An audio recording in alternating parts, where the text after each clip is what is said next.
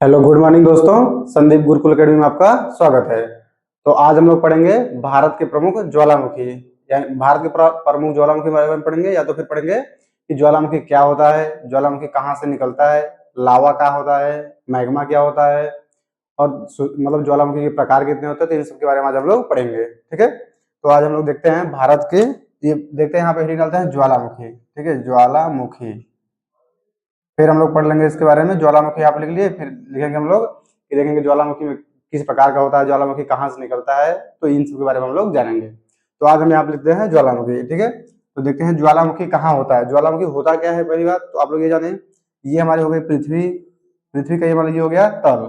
ठीक है, पृथ्वी के तल के नीचे क्या होता है, यहाँ पे जो हमारा ये कोर वाला भाग होता है, पृथ्वी के जब आंतरिक संरचना वाले वाले पढ़ेंगे तो ऊपर से नीचे आएंगे तो बीच में हमारा नीचे पड़ता है कोर या मेंटल। ठीक है, यही पे हमारा पड़ेगा एक मेंटल। ठीक है, तो यहाँ पे देखेंगे जो धातु होता है या जो चट्टाने होती है वो पिघली अवस्था में पाई जाती हैं।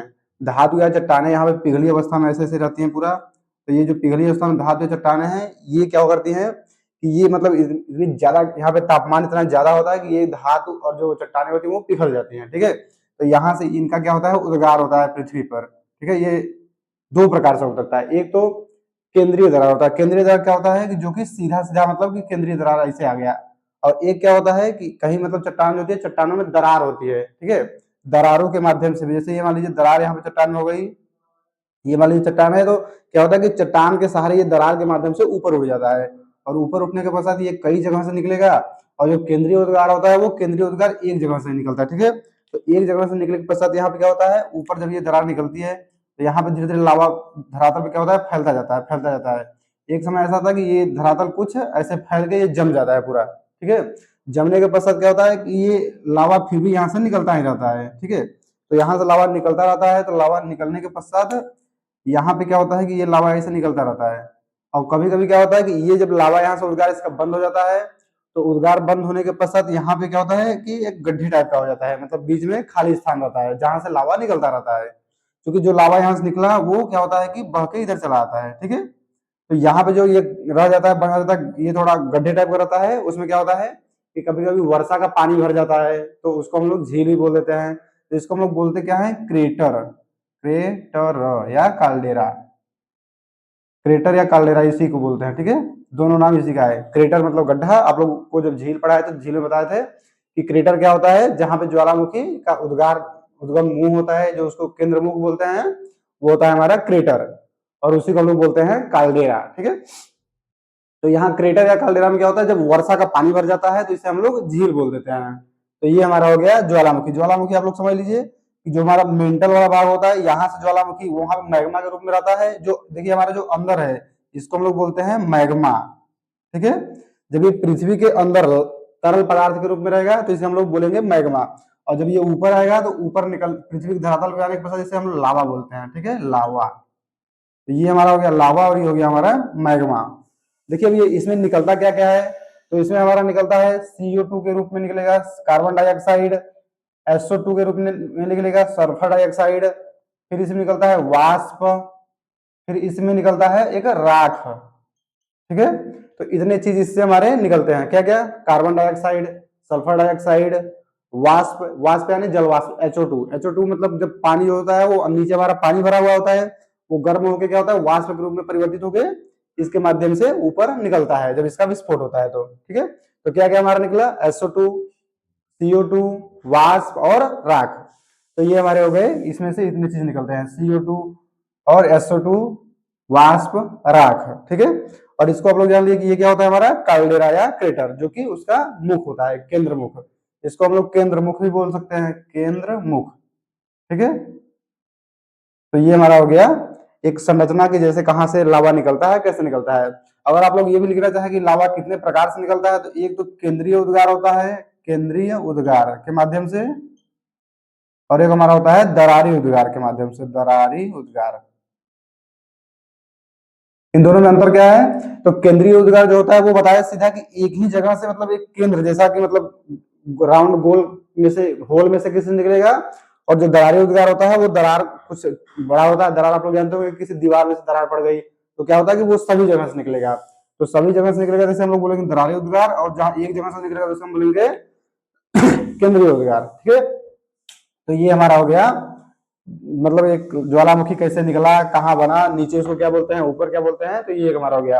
अब देखिए ये जो ज्वालामुखी हमारा निकलता है यहाँ से ज्वाला, ये देखिए लावा मैग्मा के रूप में ऊपर आया, जब लावा ये हमारा विस्फोट होता है तो इसमें सिलिका की मात्रा पाई जाती है, सिलिका यानी बालू।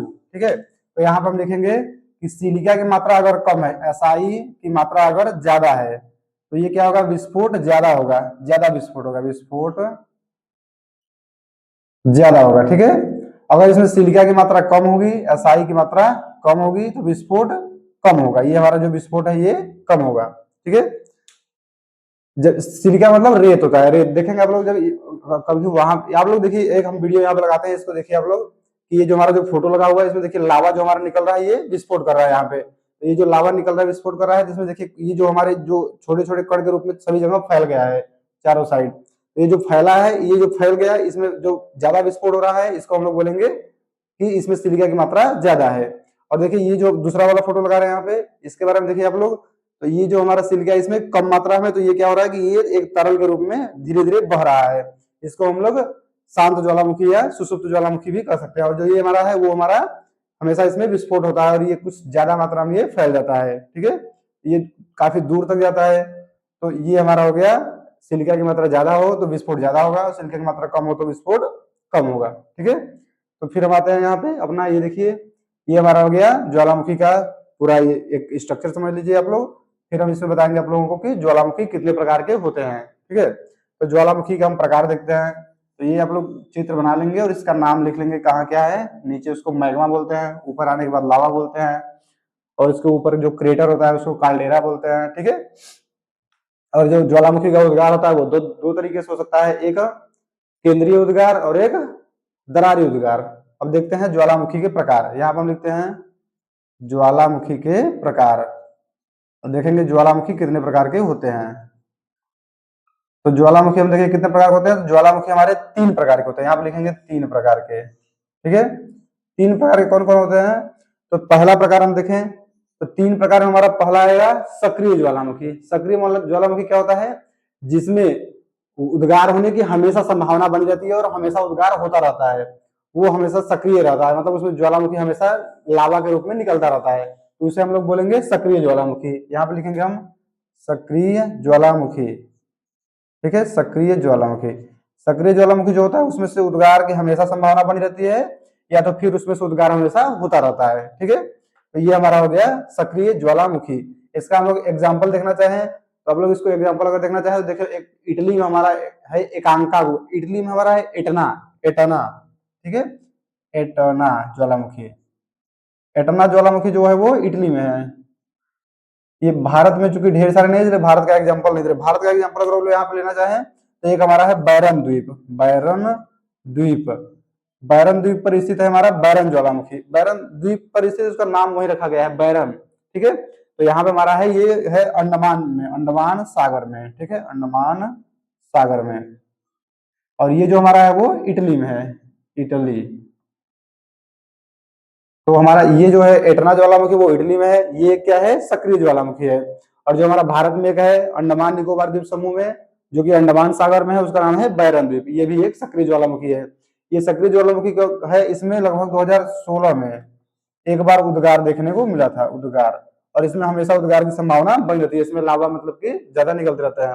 देखिए लावा से, लावा का जब विस्फोट होता है तो उससे उसके आसपास के सभी मतलब बस्तियों को, जो वहां पे जनजाति पाई जाएगी, जो वहां पे पेड़ पौधे वनस्पति पाए जाएंगे, जो वहां पे जानवर जीव जंतु पाए जाएंगे, सभी को मतलब हानि होती है। लेकिन क्या होता है कि जो ये हमारा बैरन द्वीप है, ये बैरन द्वीप जो है वो समुद्र के, जो हमारा बंगाल की खाड़ी है उसके बीच में स्थित होने के कारण यहाँ पे ज्यादा हानि नहीं होती है। क्यों नहीं होती है, क्योंकि ये जो हमारा बैरन द्वीप है यहाँ पे कुछ ही वनस्पतियां पाई जाती है, तो वहां पे थोड़ी बहुत मतलब हानि होती है। लेकिन जो हमारा बाहर का एरिया है वो पूरा समुद्र है, तो समुद्र में ये ज्वालामुखी जो होता है वो जाके ठंडा हो जाता है और वहां पे कुछ हानि नहीं होती है। तो इससे, लेकिन ये जानता है ज्वालामुखी जो होता है वो हम इसको कंट्रोल नहीं कर सकते। क्यों, क्योंकि जो उद्गार होना है वो होगा ही, उद्गार अपने से मतलब ये प्राकृतिक रूप से होता है, तो उसमें अगर, हाँ ये हम लोग कर सकते हैं कि अगर ज्वालामुखी कब उद्गार, कब मतलब सक्रिय होगा, कब उसमें से लावा निकलेगा, अगर ये पता हो हम लोगों को तो उसको अगर पता हो तो हम लोग क्या कर सकते हैं कि वहां से मतलब जो वहां पे बस्तियां बसी हुई है लोगों को वहां से हटा सकते हैं। वहां से जो हमारा मतलब इंफ्रास्ट्रक्चर है उसको हम लोग मतलब वहां पे पता है हम लोगों की यहाँ पे ज्वालामुखी है तो वहां पे इंफ्रास्ट्रक्चर कम डेवलप करें, तो ये सब हम लोग कर सकते हैं। ठीक है, तो ये हमारा हो गया सक्रिय ज्वालामुखी। हम लोग दूसरा देखते हैं। दूसरे नंबर पे हमारा आएगा सुषुप्त ज्वालामुखी। ठीक है, यहाँ पे आएगा सुषुप्त, सुषुप्त ज्वालामुखी। ये हमारा हो गया सुषुप्त ज्वालामुखी। इसके बारे में हम लोग देखें सुषुप्त ज्वालामुखी क्या होता है। तो सुषुप्त ज्वालामुखी हमारा होता है कि ऐसा ज्वालामुखी जिसमें हजारों वर्षों से विस्फोट नहीं हुआ हो, मतलब हजारों वर्षों से उसमें से लावा न निकला हो, लेकिन उसमें कभी कभी लावा निकलने की संभावना रहती हो, तो इसको हम लोग बोल देंगे सुषुप्त ज्वालामुखी। इसको आप लोग लिखना चाहें तो लिख लीजिए कि जिसमें बहुत समय से मतलब कि करीब हजारों साल से या उसमें ज्वालामुखी का उद्गार न हुआ हो, तो उसे हम लोग बोलेंगे, लेकिन उसमें ज्वालामुखी कभी भी उद्भूत होने की संभावना हो। ठीक है, तो इसको हम लोग बोल देंगे सुषुप्त ज्वालामुखी। इसका अगर उदाहरण देखना चाहें तो इसका उदाहरण हमारा हो जाएगा, अगर हम लोग मतलब विश्व में देखना चाहें तो हमारा जापान में है फ्यूजियामा। यहाँ आप लिखेंगे फ्यूजियामा, फ्यूजियामा। ये फ्यूजियामा ज्वालामुखी कहाँ पे है तुम्हारा, जापान में स्थित है। ठीक है, तो फ्यूजियामा ज्वालामुखी जो है वो एक हमारा एक प्रकार का सुषुप्त ज्वालामुखी है। अगर एक भारत में हम लोग देखना चाहें तो भारत में भी हमारा एक ज्वालामुखी है नारकोंडम ज्वालामुखी, नारकोंडम, नारकोंडम। ये जो ज्वालामुखी हमारे भारत में बता रहे हैं ये सब वही अंडमान सागर में और वहां पे पड़ेंगे, वही अंडमान निकोबार द्वीप समूह वाले क्षेत्र में। ठीक है, तो ये हमारा हो गया नारकोंडम, नारकोंडम ज्वालामुखी का नाम ही है और ये कहाँ है तो अंडमान में। ठीक है, अंडमान सागर। और ये इसका अगर स्पेसिफिक रीजन पूछे तो अंडमान निकोबार द्वीप समूह, ये हमारा हो गया। अगर ये देखिए आप लोग सक्रिय ज्वालामुखी जो हमारा बैरन द्वीप है अंडमान सागर में, इसके बारे में अगर आप लोग ज्यादा जानना चाहें तो ये हमारा दक्षिण एशिया का, एशिया आप लोग देखते हैं पूरा बड़ा वाला जो रीजन हमारा हो गया, जो सबसे बड़ा महाद्वीप है, तो दक्षिण एशिया का एकमात्र सक्रिय ज्वालामुखी कौन है, बैरन द्वीप या बैरन ज्वालामुखी। ठीक है, ये दक्षिण एशिया का एकमात्र सक्रिय ज्वालामुखी है। ठीक है, तो ये हमारा हो गया बैरन द्वीप। ये बैरन द्वीप में जो हमारा स्थित है बैरन ज्वालामुखी। उसके बाद हम लोग ये सुषुप्त ज्वालामुखी देख लिए, ये हमारा फ्यूजियामा हो गया और नारकोंडम। ये हमारे कैसे ज्वालामुखी है तो जिसमें उद्गार होने की संभावना तो होती है लेकिन उद्गार होता नहीं है। इसमें उद्गार बहुत समय पहले हुआ रहता है, जैसे कि 500 साल पहले, 1000 साल पहले, तो इसमें उद्गार की संभावना तो है लेकिन उद्गार होता नहीं है, होने की संभावना बनी रहती है, इसमें उद्गार बहुत समय पहले हुआ रहता है। ठीक है, तो ये हमारा हो गया सुषुप्त ज्वालामुखी। अब हम लोग आते हैं अगले नंबर पे। अगला नंबर हम लोग देखें 3 नंबर पे हमारा आ गया, एक होगा सक्रिय ज्वालामुखी, एक सुषुप्त ज्वालामुखी और एक हमारा होगा मृत ज्वालामुखी या शांत ज्वालामुखी। यहाँ पे हम लिखते हैं शांत ज्वालामुखी, शांत ज्वालामुखी। इसी को हम लोग बोल देते हैं मृत ज्वालामुखी। ठीक है, मृत ज्वालामुखी, मृत मतलब शांत, मतलब इसमें अब विस्फोट नहीं होता है। ठीक है, मृत ज्वालामुखी। ये देखिए क्या हुआ, मृत ज्वालामुखी का मतलब क्या हुआ कि मृत ज्वालामुखी या शांत ज्वालामुखी क्या होता है कि ये ज्वालामुखी बहुत समय पहले इसमें ज्वालामुखी का उद्गार हुआ था लेकिन अब ये पूरी तरह से शांत हो चुका है, मतलब अब इसमें उद्गार होने की संभावना खत्म हो चुकी है, तो इसे हम लोग बोल देते हैं कि मृत ज्वालामुखी। मृत ज्वालामुखी मतलब क्या हुआ कि जैसे ज्वालामुखी बहुत समय पहले निकला था अब वो एकदम से मतलब डेड हो गया है, मतलब कि उसकी मृत्यु हो गई, इसका मतलब कि वो उसमें से दोबारा उद्गार नहीं हो सकता है, तो उसको हम लोग बोल देंगे शांत ज्वालामुखी या मृत ज्वालामुखी। अगर हम लोग इसका एग्जाम्पल देखना चाहें तो इसका एग्जाम्पल हमारा हो जाएगा दक्षिण अमेरिका वाले भाग में आप लोग देखेंगे एक एंडीज पर्वत है, एंडीज पर्वत में हमारा स्थित है एकांकागुआ ज्वालामुखी। ठीक है, तो इसको हम लोग यहाँ लिखते हैं, इसका एग्जाम्पल अगर लिखना चाहें इसका एग्जाम्पल होगा एकांकागुआ, एकांकागुआ ज्वालामुखी। ठीक है, ये कहाँ पे स्थित है तो ये दक्षिण अमेरिका, दक्षिण अमेरिका वाले भाग में स्थित है। ठीक है, दक्षिण अमेरिका वाले भाग में कहा स्थित है तो एंडीज पर्वत पे, एंडीज पर्वत, आप लोग इसको लिख सकते हैं एंडीज पर्वत। ठीक है, तो ये हमारा हो गया शांत ज्वालामुखी या मृत ज्वालामुखी। हम ज्वालामुखी कितने प्रकार देख लिए, 3, कौन कौन, सक्रिय ज्वालामुखी जो कि उसमें हमेशा लावा का उद्गार होता रहता है, सुषुप्त ज्वालामुखी जो उसमें बहुत समय पहले उद्गार हुआ था और उद्गार होने की संभावना बनी रहती है, तो उसको हम लोग बोलते हैं सुषुप्त ज्वालामुखी। एक हमारा होता है तीसरा शांत ज्वालामुखी या मृत ज्वालामुखी। शांत ज्वालामुखी या मृत ज्वालामुखी क्या होता है कि इसमें उद्गार बहुत समय पहले हुआ था लेकिन अभी क्या है कि अभी ये पूरी तरह से शांत हो चुका है, यानी पूरी तरह से इसकी मृत्यु हो चुकी है, अभी इसमें उद्गार होने की संभावना खत्म हो चुकी है, तो इसको हम लोग बोलेंगे शांत ज्वालामुखी या मृत ज्वालामुखी। ठीक है, तो ये हमारे हो गए कुछ ज्वालामुखी के प्रकार। ये हम लोग भारत की ज्वालामुखी देख लिए, एक हमारा बैरन द्वीप हो गया जो कि अंडमान सागर में स्थित है, ये हमारा दक्षिण एशिया का एकमात्र सक्रिय ज्वालामुखी है। फिर हम लोग अगर आते हैं सुषुप्त ज्वालामुखी में, तो सुषुप्त ज्वालामुखी में एक हमारा हो जाएगा नारकोंडम ज्वालामुखी। नारकोंडम जो है वो भी अंडमान निकोबार द्वीप समूह में स्थित है और अंडमान सागर में स्थित है। ये भारत का एक सुषुप्त ज्वालामुखी है।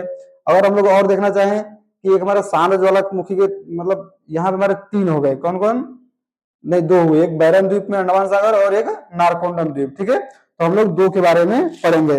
और एक अगर देखना चाहें तो एक हम और देखना सकते हैं, एक हमारा है वारातंग। यहाँ पे हम लिख देते हैं, एक और भारत का हमारा है। ये 3 प्रकार तो आप लोग देख लिए। यहाँ पे हम भारत का एक और लिख देते हैं, इसको आप लोग जानते रहिए। भारत का हमारा ज्वालामुखी जो है वो वारातंग, ठीक है। वारातंग ये हमारा कहाँ है, ये भी अंडमान निकोबार द्वीप समूह वाले क्षेत्र में स्थित है, ठीक है। ये जो हमारा ज्वालामुखी वारातंग ज्वालामुखी है, ये हमारा एक कीचड़ युक्त ज्वालामुखी है। यहाँ पे कीचड़ ज्वालामुखी से आप लोग देखे होंगे कीचड़ भी निकलता है, कीचड़ युक्त, इसको भी रुकिए बताते हैं, कीचड़ युक्त ज्वालामुखी। ये कीचड़ युक्त ज्वालामुखी क्या होता है, कीचड़ युक्त ज्वालामुखी जो होता है वो, उसमें जब ज्वालामुखी का उद्गार होता है तो उसमें से देखिए, यहाँ से तो क्या बताया था कि आप लोगों को लावा जो होता है, मेंटल धातु मतलब निकलता है उसमें से, या हमारे जो पर्वत है चट्टाने पिघल के निकलती हैं। लेकिन क्या होता है कि कुछ ज्वालामुखी ऐसे होते हैं जहां से केवल गर्म पानी निकलेगा फव्वारे के रूप में, या वहां से कीचड़ की तरह, कीचड़ मतलब जो हमारा मिट्टी होता है वो पिघल के उसमें मतलब पिघल के वो पूरा कीचड़ फव्वारे के रूप में मतलब निकलेगा वो पूरा बाहर, तो उसको हम लोग बोल देंगे कीचड़ युक्त ज्वालामुखी। अगर आप लोग देखना चाहें कि जो हमारा फव्वारे के रूप में पानी से निकलता है, तो एक हमारा अमेरिका में, अमेरिका वाला जब रीजन आप लोग विश्व का पढ़ाएंगे ज्वालामुखी तो उसमें बताएंगे कि अमेरिका में हमारा एक है yellow stone national park. Yellow stone national park, यहाँ लिख सकते हैं आप लोग येलो स्टोन नेशनल पार्क, ठीक है। ये हमारा हो गया येलो स्टोन नेशनल पार्क। यहाँ पे क्या होता है, यहाँ पे आप लोग देखेंगे, अगर आप लोग इसको देखना चाहें तो देख सकते हैं, गूगल पे सर्च करेंगे येलो स्टोन नेशनल पार्क, तो ये हमारा दिख जाएगा वहां पे कि मतलब वहां पे हमारे के रूप में पानी निकलता रहता है। ये येलो स्टोन नेशनल पार्क जो है वहां पे हमेशा एक मतलब ऐसा बना हुआ है, मतलब गर्म पानी का फव्वारा, उसमें से हमेशा गर्म पानी निकलता रहता है और वो पृथ्वी के अंदर से आता है। वो भी एक ज्वालामुखी की तरह ही है, लेकिन वो ज्वालामुखी नहीं है, क्योंकि उसमें से गर्म पानी निकलता है। तो पानी ज्वालामुखी मतलब उसको बोल सकते हैं कि ज्वालामुखी का एक रूप है, लेकिन ज्वालामुखी नहीं है, ठीक है। तो ये हमारा हो गया वारातंग, जो कि कहाँ पे स्थित है, इसको आप लोग लिखना चाहें लिख लीजिए। ये हमारा, ये भी अंडमान में स्थित है, ठीक है, अंडमान निकोबार। हमारे भारत के जितने भी ज्वालामुखी है वो सब अंडमान निकोबार द्वीप समूह में ही स्थित है, और ये तो 2 अंडमान सागर में स्थित है और ये थोड़ा उसके नीचे स्थित है। तो आप लोग इसको जान लीजिए, देख लीजिए कौन कौन हमारे हो गए भारत के, और ज्वालामुखी के प्रकार क्या हो गए, ज्वालामुखी क्या होता है। तो आज हम लोग इतना ज्वालामुखी के बारे में जानेंगे। तो आप लोग इतना देखिए, आज का वीडियो यहीं तक रहेगा। अगर आप लोगों को वीडियो अच्छा लग रहा हो तो वीडियो को लाइक करिए, चैनल को सब्सक्राइब करिए और कमेंट करिए, बताइए कि मतलब कौन सा चैप्टर आगे पढ़ाया जाए। तो आज के लिए इतना है, धन्यवाद।